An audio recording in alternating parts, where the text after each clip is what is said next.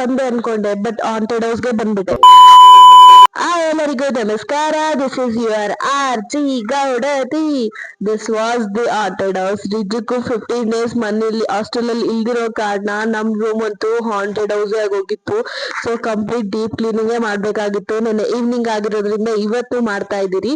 Morning ಅದೇ ಕೆಲಸ. So gap ಅಲ್ಲಿ 5 ರೂಪಾಯಿ ಸಿಕ್ತು ಅಂತ ಎತ್ತಿಟ್ರಿ. ಎಷ್ಟೊಂದ್ ದಿನ ಈ 5 ರೂಪೀಸ್ ಕೂಡ್ಸಿ ನಾವು ಊಟ ತಿಂದಿದ್ದುಂಟು.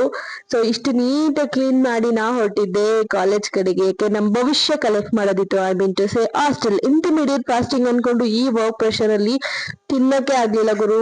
ತಿಂದಿದ್ದು 12ವರೆಗೆ, ಹಾಗೂ ತಿನ್ನಕ್ ಆಗ್ತಿರ್ಲಿಲ್ಲ. ಡೈರೆಕ್ಟ್ 12:30 ತಿಂದಿರೋದ್ರಿಂದ. ಸೊ ಒಳ್ಳೆ ನ್ಯಾಪ್ ಮುಗಿಸ್ಕೊಂಡು ಸಂಜೆ ಸ್ನಾಕ್ಸ್ ವಾಸ್ ಬೇಲ್ಪುರಿ, ಅಂದ್ರೆ ಖಾರ ಪುರಿ. ಬರೀ ಖಾರದ ಪುಡಿನೂ ಇತ್ತು.